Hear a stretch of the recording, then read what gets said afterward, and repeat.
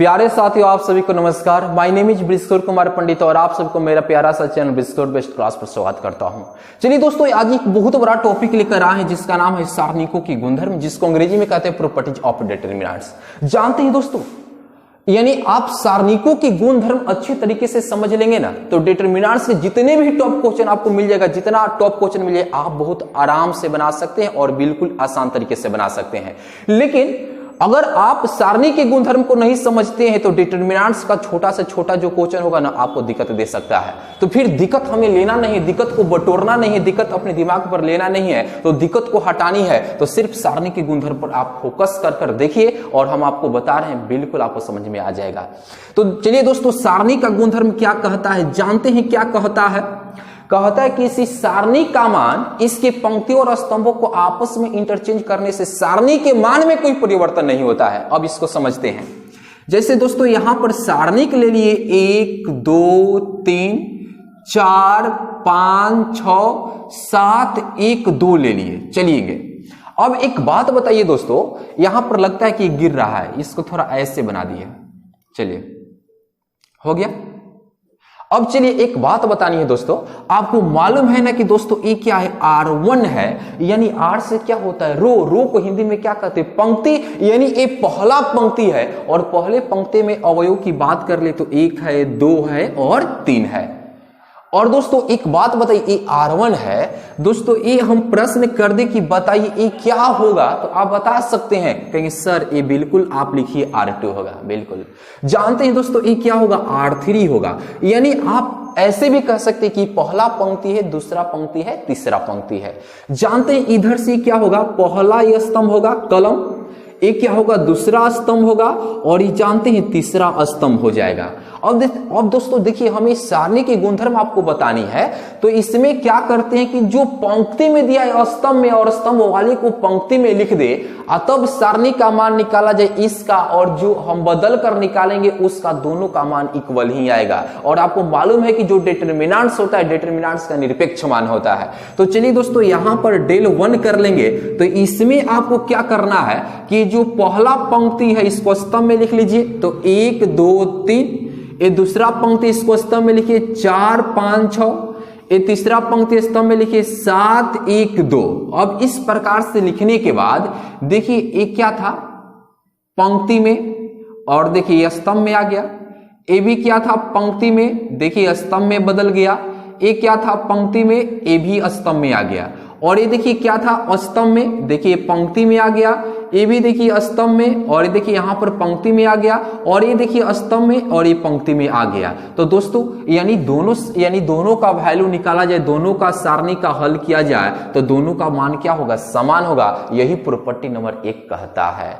तो चलिए दोस्तों, क्यों नहीं इस पर एक क्वेश्चन हम सॉल्व कर लेते हैं ताकि और आपको लाजवाब तरीके से समझ में आए। जैसे मान लेते हैं कि दोस्तों यहां पर डेल बराबर 1 2 4 6 और इसका परिवर्त क्या होगा दोस्तों, इसका परिवर्त क्या होगा, इसका परिवर्त 1 2 और इसको कैसे लिखेंगे, ऐसे ना लिखेंगे, यानी इसका परिवर्त हो गया। अब दोनों का मान निकालिए ना, समान आएगा। 6 एकम 6 और -4 दूना के 8, यानी घटेगा -2। यहां पर 6 एकम 6 और -4 दूना की 8, देखिए -2। तो दोस्तों यही तो आपसे कहता है कि जो सारणी का मान होता है, इसके पंक्ति और स्तंभों को आपस में इंटरचेंज करने से सारणी के मान में कोई परिवर्तन नहीं होता है। आप देख सकते हैं इसका हम क्या किए, इंटरचेंज किए हैं पंक्ति और स्तंभों को, तब भी सारणी का मान निकालने तो दोनों का मान समान आया है। उम्मीद करते हैं कि जरूर आपको समझ में आया होगा। तो चलिए दोस्तों इसको हम मिटा देते हैं और आगे की तरफ बढ़ते हैं। तो चलिए आगे की तरफ 2 नंबर समझना है। यानी 2 नंबर में क्या कहता है कि यदि किसी सारणी के 2 पंक्ति या 2 स्तंभों को, यानी जब क्या किया जाता है, बदला जाता है, तो सारणी का चिन्ह में क्या होता है, बदल जाता है, सारणी का चिन्ह बदल जाता है। जैसे इसको समझना है तो आप देखिए डेल बराबर 1 2 3, यहां पर 4 5 6 7 1 2 लिख दे। और हम क्या करें, यानी यानी R1 है ये, और यहां पर क्या है, R2 है, और यहां पर क्या है, R3 है। अब यहां पर डेल 1 बराबर, इसमें परिवर्तन होगा नीचे, यानी R2 को R1 और R1 को R2 बना दीजिए। 1 2 3 यहां बनाएंगे तो ये तो ऊपर चला जाएगा। 4 5 6 1 2 3 और यहां पर 7 1 2। तो जानते हैं चिन्ह में परिवर्तन हो जाएगा, यहां पर प्लस है तो यहां पर क्या हो जाएगा, माइनस हो जाएगा। तब जाकर ये जो डेल 1 होगा माइनस इसका मान निकालिए, इसके मान के बराबर होगा, तो इसका मान यहां पर क्या है, डेल है। तो दोस्तों ये प्रॉपर्टी आपसे कहता है, यानी आप क्या करेंगे, किसी भी सारणी के दो पंक्ति या दो स्तंभ को आप बदलते हैं तो उसके आगे आपको क्या सिंबल देना होगा, सारणी का चिन्ह बदल जाता है, यानी प्लस है यहां पर तो आपको क्या देना पड़ेगा, माइनस देना पड़ेगा। उम्मीद करते हैं कि ये भी टॉपिक आपको अच्छे तरीके से समझ में आ गया होगा। तो चलिए दोस्तों अगला टॉपिक की ओर हम बढ़ते हैं, और अगला टॉपिक जानते हैं कितना खूबसूरत सा टॉपिक है, बहुत बड़ा टॉपिक है। आगे 3 नंबर प्रॉपर्टी कहता है कि यदि किसी सारणी के दो पंक्ति या दो स्तंभ, यदि किसी सारणी के दो पंक्ति या दो स्तंभ का मान समान हो जाए या बराबर हो जाए तो सारणी का मान 0 होता है। जैसे मान लेते हैं कि यहां पर ले लेते हैं 1 2 3 4 5 6 1 2 3। अब दोस्तों इसका सारणी का मान निकालेंगे ना तो 0 आएगा। अब प्रॉपर्टी आप ऐसे भी सॉल्व करेंगे तो 0 आएगा, और प्रॉपर्टी के अनुसार भी 0 होगा।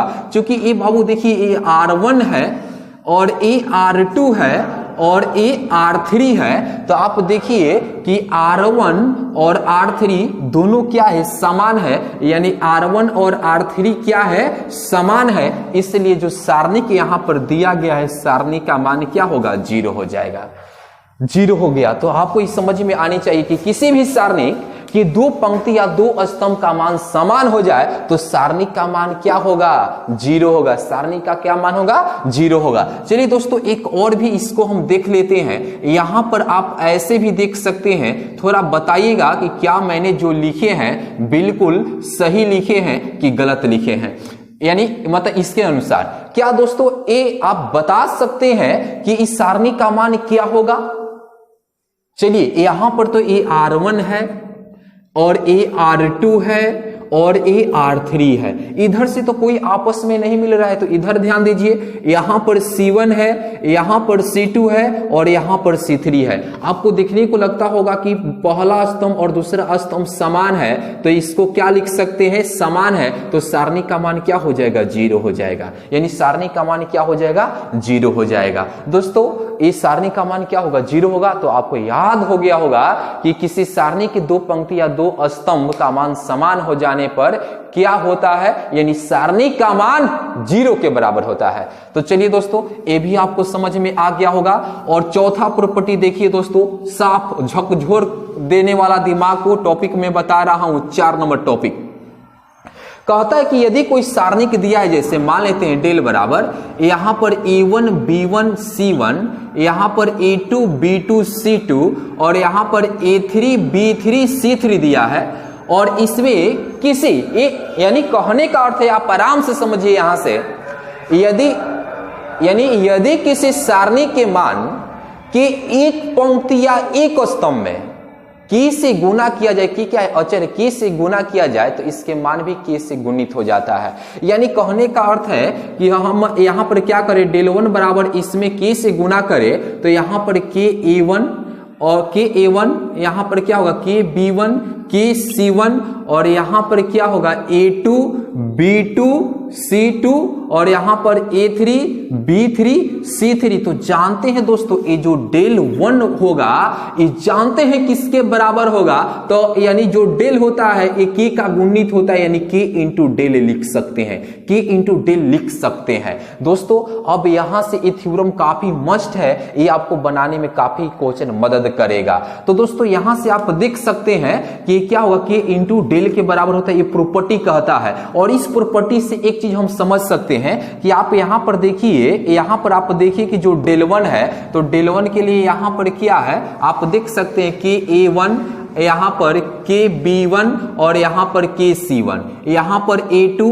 B2 C2, यहां पर A3 B3 C3 और यहां पर दोस्तों ये के है तो के इंटू दोस्तों यहां पर डेल, तो डेल तो क्या है, यानी A1 है B1 है C1 है A2 है, B2 है, C2 है, A3 है, B3 है, C3 है। दोस्तों इसको हम ऐसे लिख सकते हैं। यानी कहने का अर्थ क्या है कि अब दिमाग पर एक ही बात आपको रखना है। वो कैसा बात रखना है चलिए हम बता रहे हैं, जो क्वेश्चन बनाने में काफी आपको मदद करेगा। यानी दोस्तों अगर ऐसा दिया रहे कि A1 के यानी B1 और यहां पर C1, यहां पर A2, B2 यानी C2 और यहां पर A3, B3 और C3 दिया रहे ना दोस्तों, तो यहां से आप जानते हैं कॉमन क्या कर सकते हैं, के कॉमन कर सकते हैं। देखेंगे के कॉमन कर सकते हैं A1, B1, C1 यानी A2, B2, C2, A3, B3, C3। आपके दिमाग में आता होगा कि सर एक गलत कर रहे हैं कि अगर के कॉमन कब करते, जब प्रत्येक अवयव में के रहता तब ना कॉमन करते। लेकिन दोस्तों हम प्रॉपर्टी के अनुसार ना किए हैं, हम प्रॉपर्टी के अनुसार अभी ना प्रॉपर्टी बताए हैं। यानी अगर इसमें किसी भी पंक्ति या किसी भी स्तंभ में मिलता है तो उसको हम कॉमन कर सकते हैं। यहां पर ये पूरे के लिए कोई जरूरत नहीं है, लेकिन वैसा मैट्रिक्स में होता है। अगर दोस्तों इसी का अगर इधर आप बेसिक समझे, अगर मैट्रिक्स की बात कर ले, अगर मैट्रिक्स में यही ऐसा लिखा होता कि A1 कि B1 कि C1, यहां पर A2, B2, C2, A3, B3, C3, तब कॉमन नहीं कर सकते, तब कॉमन नहीं कर सकते। कॉमन कब कर सकते, जब प्रत्येक अवयव में के रहता तब कॉमन कर सकते। लेकिन इसमें सारणिक में हम कॉमन कर सकते हैं, जो आपको अब अच्छे तरीके से क्लियर हो गया होगा। अब आप इस पर बहुत सारे क्वेश्चन आपको ऐसा मिलेगा, तो इसको दिमाग पर रखिएगा। चूंकि मैंने प्रॉपर्टी बताया del L1 बराबर K into del A property कहता है। और चलिए हम आगे की ओर बताते हैं। तो दोस्तों आगे की ओर बतानी क्या है, बहुत आसान है कि देखेंगे यदि किसी सारणी का, जैसे यदि कोई सारणी के यहां पर दिया है, यानी A1, B1, C1, A2, B2, C2 और यहां पर A3, B3, C3, ऐसा कोई सारणिक दिया है, तो जानते हैं यदि किसी सारणिक में सारणी के पंक्तियों और स्तंभ हो, यानी पंक्तियों या स्तंभों के प्रत्येक अवयव में दूसरे पंक्ति या स्तंभों की संगत अवयव को गुणित योग के रूप में लिखा जा सकता है। और सारणी का भी मान वही, यानी लिखने से सारणी का मान वही होता है। यानी दोस्तों आपको मालूम है कि अगर यहां पर A R1 लिख दे, यहां पर R2 लिख दे और यहां पर A R3 होगा, तो दोस्तों हम इसको नियम के अनुसार, प्रॉपर्टी के अनुसार R1 टेंस टू ऐसे भी लिख सकते हैं R1 प्लस R, यहां पर कोई कांस्टेंट के लिए, अचर के लिए के दे सकते हैं, के R3 या R2 लिख सकते हैं, तभी सारणी का मान वही होता है। तो दोस्तों ये रहा आपके लिए प्रॉपर्टी। उम्मीद करते हैं कि एक बार हम आपको दोहरा दे तो प्रॉपर्टी आप जरूर कभी नहीं भूल पाएंगे। तो आप सुन लीजिए एक बार और प्रॉपर्टी, तब जाकर आप क्वेश्चन बहुत अच्छे तरीके से टेकअप कर सकते हैं और डेंजर से डेंजर क्वेश्चन को आप बिल्कुल आसान तरीके से सॉल्व कर सकते हैं। मैंने पहला क्या बताया कि सारणी का मान इसके पंक्ति और स्तंभों को परस्पर इंटरचेंज करने से सारणी का मान नहीं बदलता है, याद हो गया होगा। दूसरा हमने क्या बताया कि किसी सारणी के दो पंक्ति या दो स्तंभों को क्या किया जाए, बदल दिया जाए, तो सारणी का चिन्ह क्या हो जाता है, बदल जाता है। यानी सारणी के चिन्ह में परिवर्तन आ जाता है, यानी सारणी का चिन्ह बदल जाता है। ये 2 नंबर था। तीसरा क्या बताया कि किसी सारणी के दो पंक्ति या दो स्तंभों को, यानी किसी सारणी के, यानी हमने क्या बताया कि सारणी के किसी दो पंक्ति या दो स्तंभ का मान समान हो जाए तो सारणी का मान क्या होता है, 0 होता है। एक बार और, यानी सारणी के मान में, यानी किसी दो पंक्ति या दो स्तंभों का मान यानी क्या हो जाए, समान आ जाए, समान हो जाए तो सारणी का मान क्या होता है, 0 होता है। चौथा हमने क्या बताया कि किसी यानी किसी सारणी के एक पंक्ति या एक स्तंभ में, एक स्तंभ के प्रत्येक अवयव में की से गुना करने के बाद सारणी के मान भी की से गुणित हो जाता है। और चौथा क्या बताया कि यदि किसी सारणी के मान में यानी मान के प्रत्येक यानी प्रत्येक अवयव यानी स्तंभ और पंक्ति के प्रत्येक अवयव में दूसरे पंक्ति या अवयव के संगत अवयव से गुणित किया जाता है तो सारणी का मान क्या होता है, वही होता है। उम्मीद करते हैं कि टॉपिक आपको जरूर समझ में आया होगा। आप एक बार वीडियो फिर प्ले कर आप देख सकते हैं और उसके देखने के बाद आप क्वेश्चन जब हम बताएंगे तो आप गर्दा उड़ाकर बना सकते हैं, ऐसा हम उम्मीद करते हैं। दोस्तों ये मेरा वीडियो पसंद आया होगा तो आप लाइक, सब्सक्राइब और दोस्तों वीडियो को जरूर शेयर करिएगा। फिर मिलेंगे अगले वीडियो में।